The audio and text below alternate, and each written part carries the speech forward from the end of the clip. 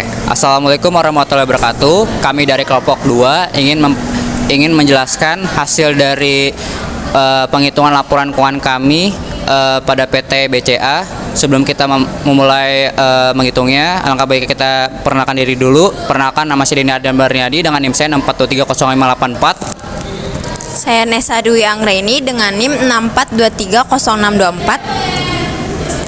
Saya Novir Dayani dengan NIM 642300625. Saya Kire Pravana dengan NIM 64230621. Saya Putri Alivia dengan NIM 64230626. Berikut adalah tutorial menghitung analisis horizontal pada laporan keuangan PT Bank Sentral Asia.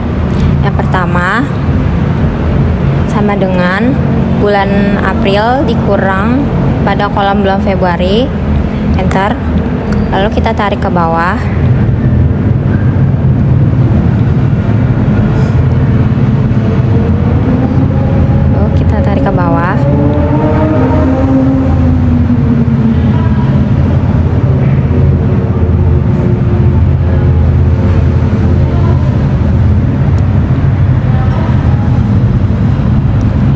Selanjutnya, pada kolom di sampingnya sama dengan pada hasil kolom pertama dari horizontal dibagi pada bulan Februari, lalu enter. Lalu kita tarik ke bawah.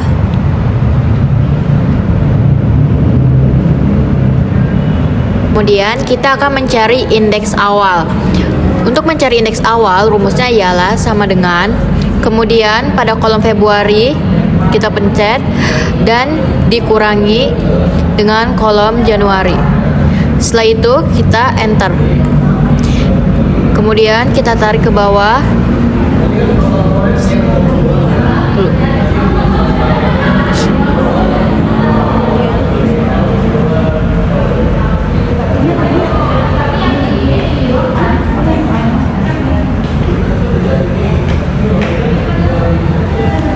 Untuk mendapatkan hasilnya.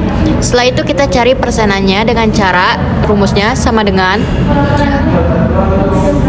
kolom indeks awal ini akan dibagi dengan kolom Januari. Kemudian kita enter. Lalu kita tarik ke bawah.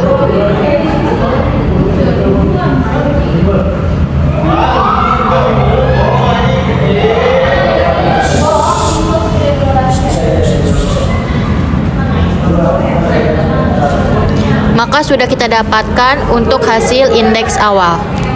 Oke, baik. Untuk selanjutnya saya akan menghitung indeks tengah. Untuk pertama-tama saya akan mengetik tanda tanya. Untuk caranya ini kita ambil dari nilai angka 30 April dikurang dari tanggal 31 Januari, kita enter. Setelah itu kita turunkan ke bawah. Selanjutnya di sebelahnya kita akan membuat persenannya sama dengan kita ambil dari angka nilai indeks tengah yang sebelumnya angka 0 dibagi di bulan Januari di tanggal 31 Januari. Kita enter. Setelah itu kita turunkan ke bawah. Selanjutnya adalah cara menghitung analisis vertikal pada laporan keuangan, yang dimana caranya adalah sama dengan pada kolom bulan April dibagi total aktiva, hasilnya 1,3%. Sebelum kita tarik ke bawah, di sini kita taruh simbol dolar agar angka atau rumusnya tidak berantakan saat ditarik.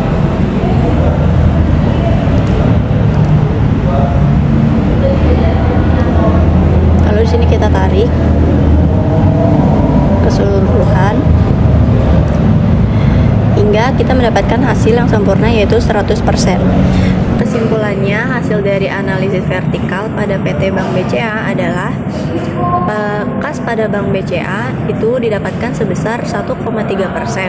Hasil hitungan 1,3% untuk kas rasio bank bisa dibilang kurang aman dan masuk dalam kategori yang berisiko tinggi. Untuk perbankan swasta nasional yang sehat, rasio likuid terhadap DPK umumnya adalah di atas angka 10% dengan kas rasio yang terjaga aman di atas standar minimum 3% untuk menghindari pengawasan ketat dari OJK. Di sini saya akan melakukan analisis horizontal. Langkah pertama adalah mengidentifikasi nilai aset pada tiap periode triwulan yang terdiri dari aset lancar, aset tetap, dan total aset. Selanjutnya, dilakukan perhitungan selisih untuk mengetahui perubahan nominal antara periode. Untuk perhitungannya, selisihnya dengan mengurangi setiap akun periode terakhir dengan periode sebelumnya, yaitu di sini pada bulan April dan pada bulan Februari. Jadi diperoleh selisih nilai aset antara periode April dan Februari sebesar 1.313,174 yang menunjukkan adanya peningkatan nilai aset pada periode April dibandingkan periode sebelumnya. Setelah itu, dihitung presentasinya perubahan untuk mengetahui seberapa besar kenaikan atau penurunan yang terjadi. Untuk presentasenya, caranya dengan membagikan hasil selisih dengan periode kedua. Berdasarkan perhitungan tersebut, diperoleh persentase perubahan sebesar 7% yang menunjukkan adanya peningkatan dibandingkan periode sebelumnya. Setelah itu kita akan melakukan analisis pada indeks awal, di mana diketahui pada aset penempatan kas di Bank Indonesia pada bulan Januari yaitu sebesar 72.248.416.000. Kemudian di bulan Februari didapatkan sebesar 60.689.534.000, yang artinya terdapat selisih sebesar 11.558.882.000 atau setara dengan minus 16,0%. Kemudian pada surat berharga yang dimiliki pada bulan Januari sebesar 371.503.194.000. Kemudian di bulan Februari sebesar 379.390.897.000, yang artinya memiliki kenaikan sebesar 7.887.703.000 atau setara 2,1%.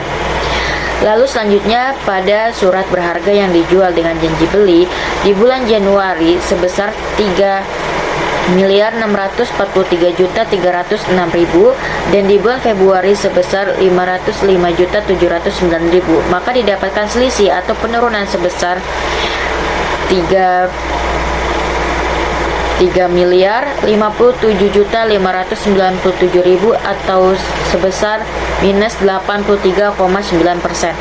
Pada akun kredit dan pembiayaan yang diberikan di bulan Januari didapatkan sebesar 893.025.912.000 dan di bulan Februari sebesar 900.659.693.000 yang memiliki kenaikan sebesar 7.633.781.000 atau setara dengan 0,9%. Yang terakhir yaitu aset antar kantor pada bulan Januari sebesar 211.416.000 dan Februari sebesar 12.853.000, maka mengalami selisih atau penurunan sebesar 198.623.000 atau setara dengan minus 93,9%.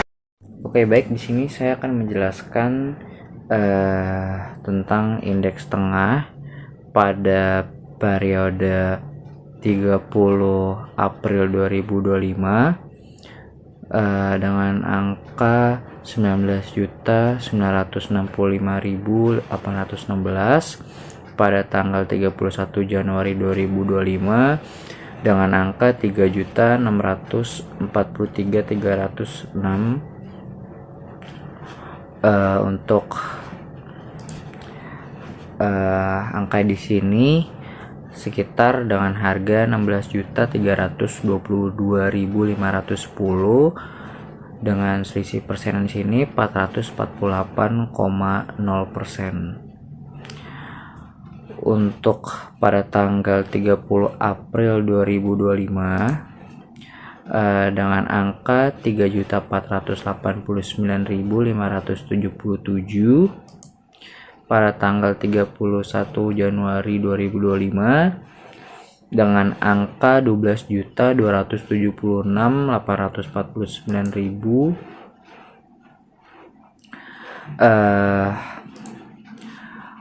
Di sini menjelaskan bahwa ada penurunan ya, minus dengan perselisihan persenan di sini minus 71,6%. Oke, untuk selanjutnya di sini pada tanggal 30 April 2025 dengan angka 923.096.220, untuk periode 31 Januari 2025 dengan angka 893.025.912. Hasilnya di sini 37.070.308 dengan selisih angka persen di sini 3,4%. Oke, untuk selanjutnya di sini pada periode 30 April 2025 dengan angka minus 33.912.974 pada periode 31 Januari 2025 dengan angka 33.758.560. Hasilnya di sini menunjukkan bahwa adanya minus dengan angka 67.671.534 dengan selisih persennya di sini minus 200,5%.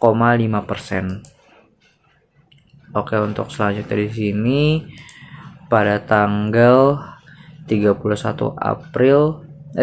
April 2025 dengan angka minus 9.887.856, dan juga pada tanggal 31 Januari 2025 dengan angka 9.384.273, dan di sini hasilnya menjelaskan bahwa minus 19.272.129 dengan selisih persenan di sini minus 205,4%. Saya Putri Alivia dengan NIM 64230626 akan menjelaskan analisis data indeks rata-rata. Indeks rata-rata digunakan untuk melihat perubahan dan tren keuangan dari waktu ke waktu. Dengan indeks ini, kita bisa tahu apakah suatu akun mengalami kenaikan, mengalami penurunan, atau stabil. Jadi, indeks ini membantu menilai apakah pengelolaan aset perusahaan sudah baik atau belum. Berdasarkan data indeks rata-rata ini dapat diinterpretasikan secara singkat dalam beberapa akun, yang dimana pada saat akun pertama yaitu penempatan pada Bank Indonesia. Nilai rata-ratanya 155.372.330.000. Indeksnya 53%, 60,9%, dan 56,7%. Artinya dana yang ditempatkan di Bank Indonesia sempat meningkat, lalu sedikit menurun. Ini menunjukkan perusahaan menjaga dana cadangan tetapi mulai menggunakan sebagian dana untuk kebutuhan lain. Secara umum masih cukup stabil. Yang kedua, ada surat berharga yang dimiliki. Nilai rata-ratanya 871.533.567.000. Untuk indeksnya 57%, 56,5%, 58,5%. Perubahannya tidak terlalu besar. Atau naik turunnya itu hanya sedikit. Ini berarti investasi di surat berharga relatif stabil dan perusahaan cukup konsisten dalam mengelola investasinya. Dan yang ketiga ada tagihan atas surat berharga atau reverse repo. Nilai rata-ratanya 22 miliar 55 juta 930 ribu. Indeksnya 46%, 59,6%, 84,5%. Terjadi kenaikan yang cukup signifikan, artinya perusahaan semakin banyak melakukan transaksi reverse repo. Ini bisa menunjukkan perusahaan lebih aktif dalam memanfaatkan aset untuk mendapatkan keuntungan jangka pendek. Yang keempat ada cadangan kerugian penurunan nilai aset. Untuk nilai rata-ratanya 55 miliar 986 juta 995 ribu. Indeksnya 40%, 40,1%, 160,6%. Terjadi kenaikan besar di akhir periode ini berarti perusahaan meningkatkan cadangan untuk kemungkinan kerugian aset. Artinya ada risiko penurunan nilai aset yang cukup tinggi sehingga perusahaan harus lebih berhati-hati. Dan yang terakhir, kelima, akumulasi amortisasi aset tidak berwujud. Nilai rata-ratanya 1 miliar 120 juta 537 ribu. Indeksnya 40%, 38,8%, 163,7%. Awalnya stabil tetapi kemudian melonjak tinggi. Ini menunjukkan biaya amortisasi meningkat, artinya nilai aset tidak berwujud semakin berkurang. Bisa disebabkan karena masa manfaat aset mulai habis atau penggunaan aset yang tinggi. Berdasarkan hasil analisis vertikal pada laporan posisi keuangan PT Bank BCA, diperoleh beberapa akun yang memiliki persenan yang paling tinggi terhadap aset perusahaan. Yang pertama, nilai persentase paling tinggi itu terdapat pada akun kredit dan pembiayaan yang diberikan sebesar 63,4%. Hal ini menunjukkan bahwa sebagian besar aset perusahaan itu dialokasikan pada aktivitas penyaluran kredit sebagai sumber utama pendapatan bank. Selanjutnya, akun surat berharga yang dimiliki yaitu sebesar 24,8% nilainya, yang artinya bahwa perusahaan itu menempatkan dana dalam instrumen investasi keuangan gunanya untuk menjaga likuiditas serta memperoleh pendapatan investasi.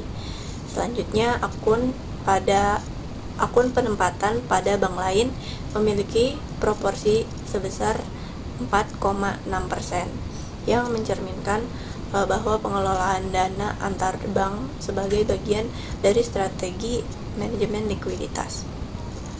Kemudian akun kas menyumbang sebesar nilainya 1,3% terhadap total aset, menunjukkan bahwa perusahaan tetap menjaga ketersediaan dana tunai untuk memenuhi kebutuhan operasional dalam jangka pendek.